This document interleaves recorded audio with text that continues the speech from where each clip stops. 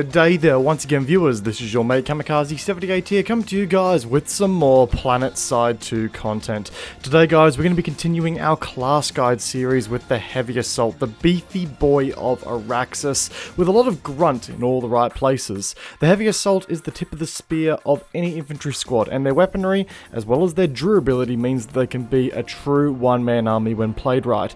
As always guys, with our class guides, we're going to start off with a class overview, followed by a brief yet as detailed as I can make it summary of all of the equipment and upgrades available to this class, including a short summary on the class specific heavy weaponry available here as well. Then we will go over some rapid fire tips and tricks as to how you should look at growing your skills with the Heavy Assault, and finally we will go over some of the loadouts that I use in game and how you should look at working towards these as you play.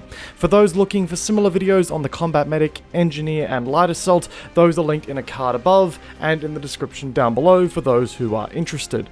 Anyway, enough with the formalities, let's discuss the brutus of the battlefield with a quick overview.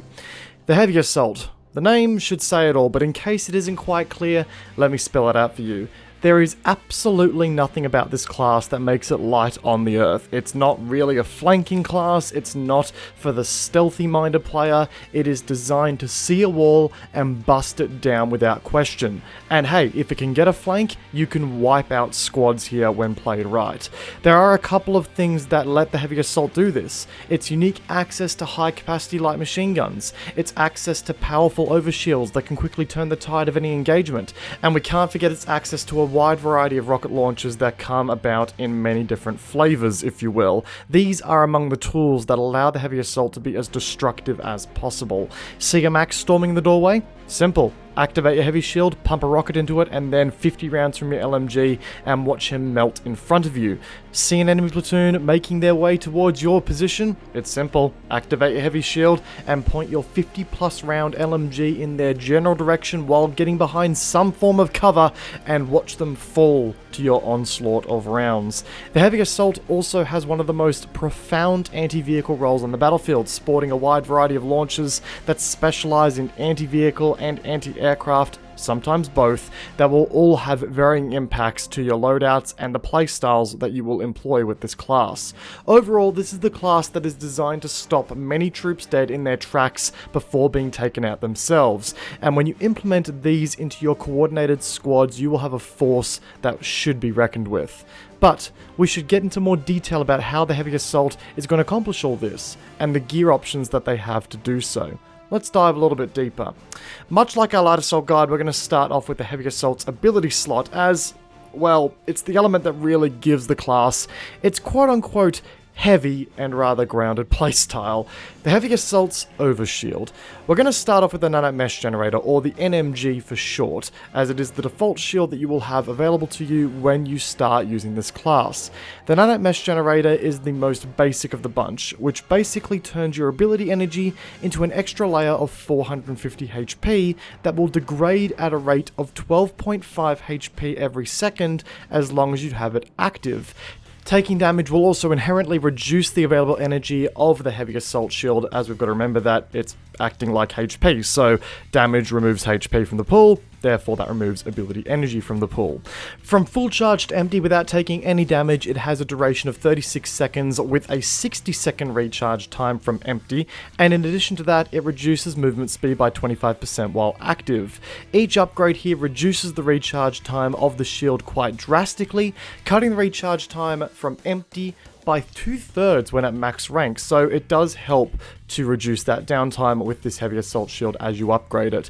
I must also add here, with all the Heavy Assault shields that we cover, that they do not stack with flak armor or nanoweave armor while they are active. Just keep that in mind.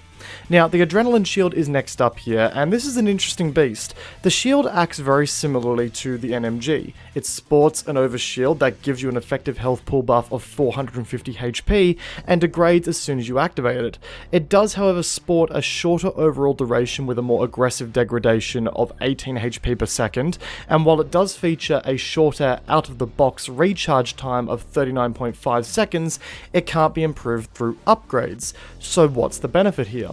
Well, every time you score a kill while the Adrenaline Shield is equipped, not active, equipped, you will score yourself a percentage of your total overshield health back instantly, with that percentage per kill improving every rank that you get into the ability. So clearly, the way to make the most of this overshield is to play respectively aggressive, and from there, you will see some advantages thrown your way that will allow you to keep your shields up much longer. If you're an aggressive player that can chain kills like no tomorrow, this shield will reward you for it and keep you up a lot longer. The last shield we've got to quickly go over here today, guys, is the resist shield, which acts rather differently when you compare it against the two shields we've just covered here. The resist shield doesn't prevent damage per se, it doesn't add an additional health pool, if you will. It more so mitigates it, as once you've activated it, it adds a 35% resistance to all damage types. And in addition to that, damage is not going to affect the available power of the shield as you use it. It will stay up for as long as it needs to, as long as you are alive. Now, what you have to keep in mind here is that, as we said before, it doesn't act as a secondary health pool, if you will. It more or less just acts as a legit damage reduction, which means that you will only take 65% of the damage that hits you. And just to give you guys some quick logic and math behind what that actually means, if you have full health, that being 500 HP and 500 shields, while your resist shield is active, you technically have an effective health of 1538 HP. But if your shields are down, and therefore taking 500 health out of your effective total health pool, you will only have an effective health while the resist shield is active of 769 HP. Overall, it will last 9 seconds by default, but can be extended to 15 seconds with each level increasing its uptime. It also has a 17-second recharge time as well, and features a 25% movement speed reduction. So yeah, slightly different design, but definitely worth considering. Next up, we have the tool slots of the class. Here we have access to a metric shit ton of rocket launchers that primarily focus on taking down different forms of vehicular threats, with some slight flavor and variation thrown in between them. You have dumbfire launchers, lock-on launchers, and a whole bunch of stuff in between for each faction as well. There's a lot to go through here, so I'm not going to go through any specific stats on each of these bad boys, just a quick overview of what each of them do. All the direct information will be on the information cards on your screen. The Shrike ML7 and S1, available to the NC, TR, and VS respectively, are the standard dumbfire rockets that are available out of the gate, and cannot be locked on or guided to enemy vehicles. These launchers run the same stats across the board despite being faction specific and are only dumbfire, just to quickly reiterate that. The AF-22 Crow, M9 Skep, and the Hades VSH-4 are launchers that can lock onto ground targets and can be dumbfired when required. These do feature a slightly higher damage output than the default launchers, but also come with a slightly slower reload time. Again, these launchers are identical to one another functionally, despite being faction specific, so the stats across the board are identical. Moving on, the Hawk GD68, ASP-30 Grounder, and the Nemesis VSH-9 are launchers that can lock onto air targets and can be dumbfired when required as well. So they're basically the same as the previous launchers, but they require air lock-ons as opposed to ground lock-ons. These deal slightly less damage by comparison to the previous launchers we've just discussed, but they also deal an additional 400 flak damage to aircraft. So again, very anti-air focused launchers here. Next up, we have the NC-15 Phoenix, T2 Striker, and the Lancer VS-22. Now, these are faction-specific launchers that are entirely unique in design depending on the faction you play. The Phoenix is a single-fire launcher that allows you to guide the rocket into your target for 300 meters. Exceeding this distance will detonate the rocket automatically. Your character is also vulnerable while you're guiding this rocket in. It's basically a TV-guided rocket. The T2 Striker is a mag-fed launcher with 6 rounds of low-damage payload rounds. This launcher is technically a dumbfire one at first, but will automatically lock onto nearby aircraft if the projectiles get close enough, so it's a nice little air deterrent there as well. The Lancer VS-22 is a launcher that features a charge-up mechanic and fires a high-velocity beam. The further you charge up the weapon, the more damaging the beam will be, and the more ammo it will consume for the shot. So, again, if you can charge it up, you get a really nice reward of damage. On top of that, we've also got a collection of Nanite Systems rocket launchers that are available to all 3 factions. The NS Decimator is the first one. Now, the Decimator behaves very similarly to that of the default launchers available to new players, but features a higher damage payload and also a slower muzzle velocity, requiring more correction at range, but you can actually net a higher reward with its damage in the long run. The NS Annihilator is next and can lock onto both air and ground targets without limitations, but cannot be dumbfired, and it also deals less damage than its specialized counterparts. It makes for a solid choice for an evolving situation like a tower defense.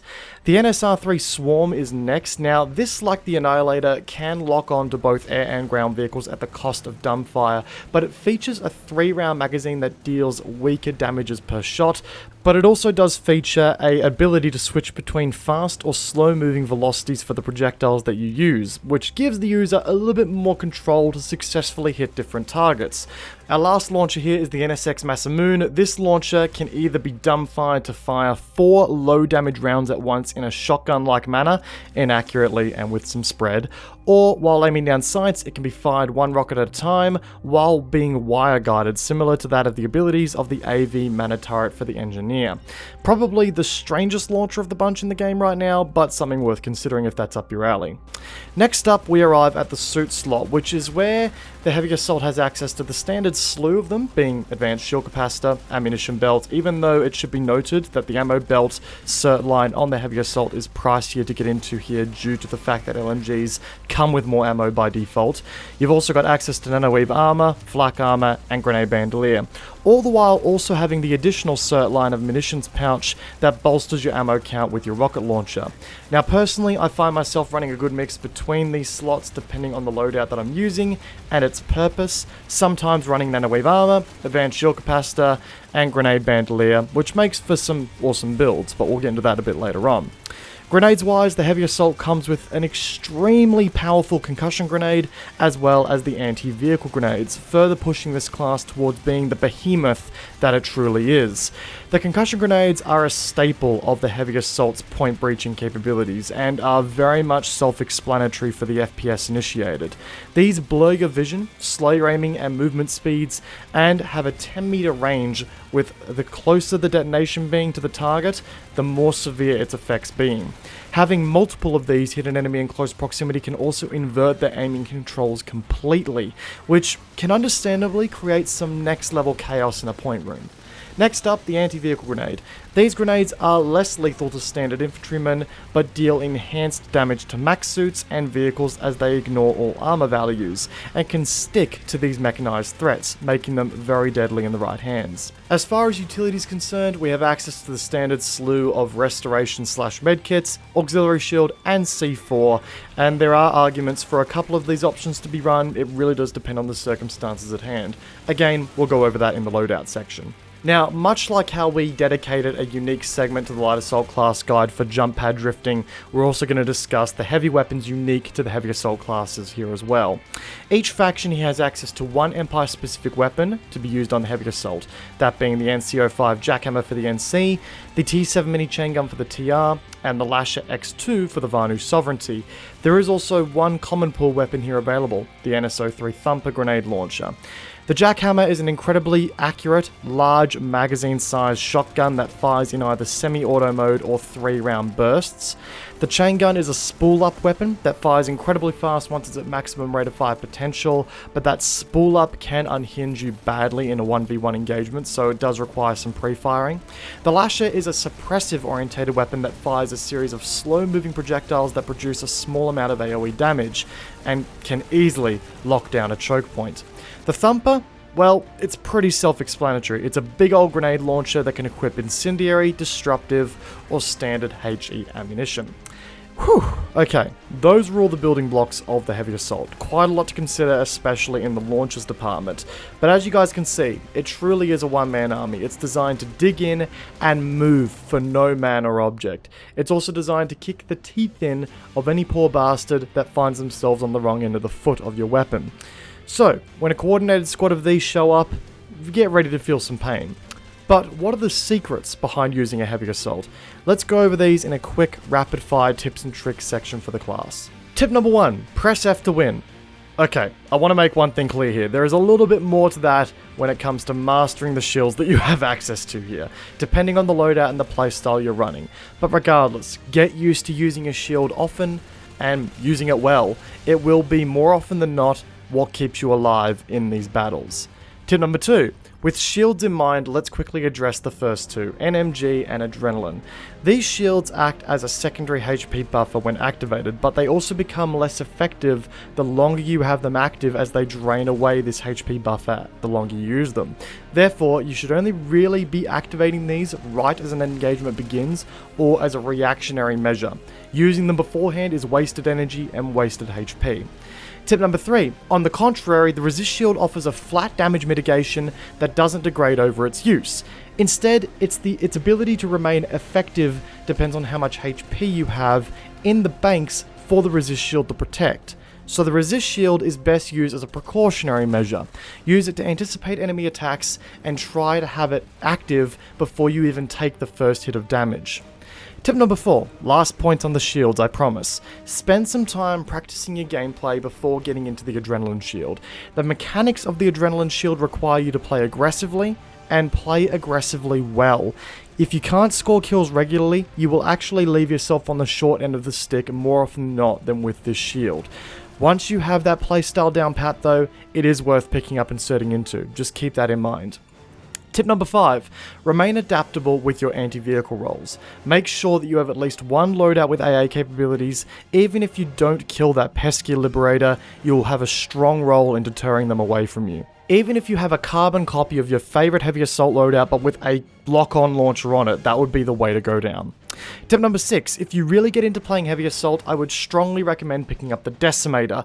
Yes, it has a slower muzzle velocity and a longer reload than its default counterparts, but its ability to slap ESFs out of the sky with a well-placed shot and knock max suits around unlike any other launcher in the game right now makes it one of the most popular choices among skilled heavy assaults, and it's one of my favorite launchers in the game too. Tip number 7, while the heavy assault does give you some serious tankability, is that a word? Is now, don't care. You still need to go for those headshots. The heavy is all about being the tip of the spear, so you need to maximize your DPS with those headshots as much as possible. Other skilled heavies and other classes are going to be using those headshots to counter you, so you need to match their DPS as a result of that. Tip number 8, don't overextend. The heavy shield is great, but it doesn't make you invincible. A 1v2 is the absolute most you should ever try and engage with a fully stocked shield in play. Otherwise, you risk being overrun and really overextending yourself beyond your limits. Tip number 9, on the topic of not overextending, be sure to give yourself enough room to fall back and reload with from time to time. LMGs in this game feature some of the longest reload times of the bunch to complement their magazine sizes, so keep an eye out for those ammo counts and make sure you don't get caught out. Tip number 10, just because you're a chunky boy does not mean you are totally anchored. Learn to move not erratically mid-engagement, but unpredictably. You know, it will help you a lot to maximize your survivability. Nitus, who is also an awesome heavy assault player on Connery, makes it very clear that crouching and moving mid-engagement are key to long-term survivability because it keeps your enemies guessing and allows for you to maximize your headshots while minimizing theirs. Tip number 11, dial down on your target prioritization. If you have a collection of enemies approaching, who is the larger threat of the group? Who is actively shooting you? Who's going to be your next problem after you deal with this first arsehole? You know, these are things you need to consider to ensure that you're making the most of your large magazine sizes. Tip number 12, search into concussion grenades. I'm not kidding when I say that, and then work them into your squad play. These are some of the most powerful grenades in the game to grace Auraxis when it comes to breaching, but using them wrong can put your whole team into jeopardy.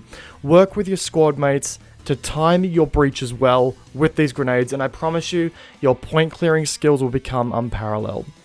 Okay, So those are some tips I had for our good old Chariot of Death and Destruction, the Heavy Assault. There's always something I probably should have mentioned, but there's only so much we can fit in one video. So I invite everyone to jump in the comment section down below and get some thoughts out as to tips and tricks on how to play this class. There's going to be a lot of people out there who know how to do this class well, so please jump in the comment section down below, guys. But now I want to quickly have a look at addressing some loadouts for the class and how you can really maximize your impact here. I know the video is getting long already. I know it's a long one so far, but bear with me, guys. Let's get into some loadouts.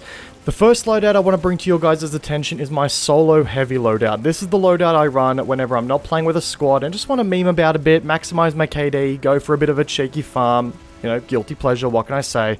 For this loadout, I run the LA1 Anchor, which would be the equivalent to the MSWR or the Orion VS54 for the TR and VS respectively, or if you're lucky and you have the Beetlejuice on the VS, take that instead.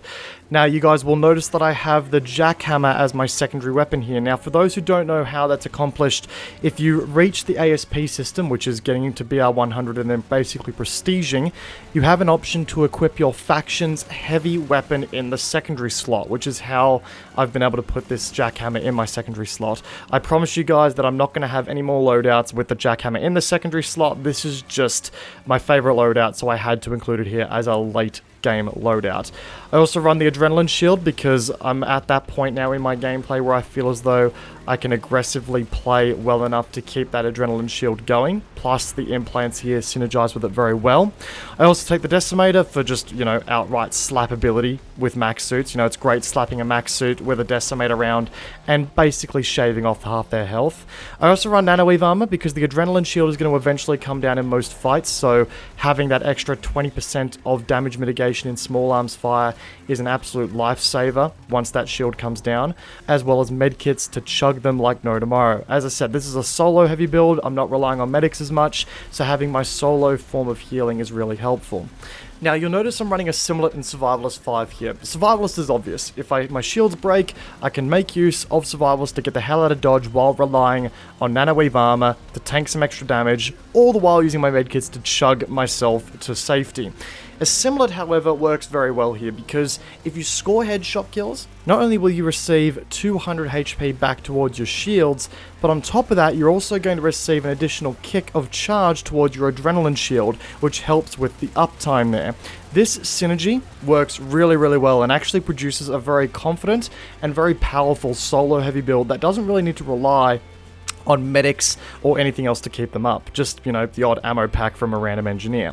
Now, next up, we have my Juggernaut loadout. This loadout here has been with me for years now. I've been using it for a very long time, and it has, admittingly, has some changes over the years with the introduction of new implants and the ASP system, so on and so forth. But this is sort of, you know, where I have it today. Firstly, the Jackhammer. It is an absolute powerhouse for breaching, but obviously there are going to be some TR and Vanu players who want to try this loadout out, so I'd recommend taking your high capacity semi-automatic shotguns, that being the TS4 Haymaker and the Nova respectively.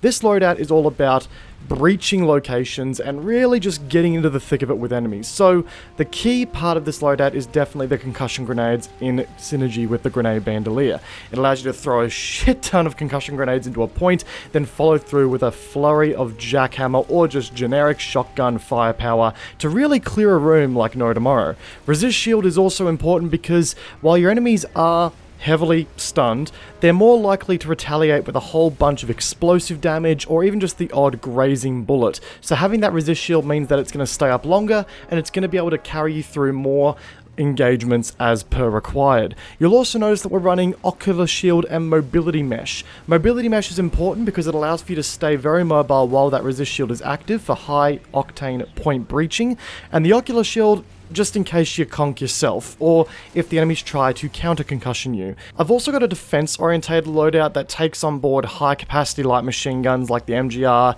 L1 Promise, the T9 Carve, or the VX29 Polaris, weapons that are capable of unleashing a lot of firepower for long periods of time on particular choke points. But if you want to go for a more explosive route, then you could always take the Thumper, or if you're Vanu, the Lasher X2 is also a really good pick as well. You'll notice that I've got an AF FX22 Crow, M9 Skep, or Hades vs H4 on here. The reason for that being is that if you're on an outdoors orientated point, you can point this thing skyward and take out any of those really pesky ESFs that are ground pounding you like no tomorrow, and you've also got a little bit of firepower for dealing with enemy max suits. You'll also notice we're running advanced shield capacitor alongside the resist shield. The reason I've done this is because when you pop a resist shield in an engagement, if you lose that engagement, the resist shield is still going to have some energy left, so therefore you're not going to get any of the benefit that comes from nanowave armor by the time you've died. So having that advanced shield capacitor means that after you come out of the engagement with your resist shield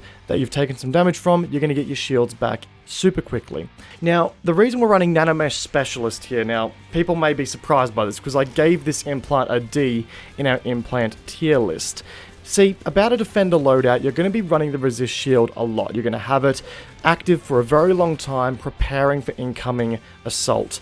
Now, by having Nanomesh Specialist on there, even if you're moving, it's going to prolong the lifespan of that resist shield in those defensive situations, so you can actually feel less guilty about activating it a long time before the enemies start breaching the door and still be prepared for the enemies that you're going to face.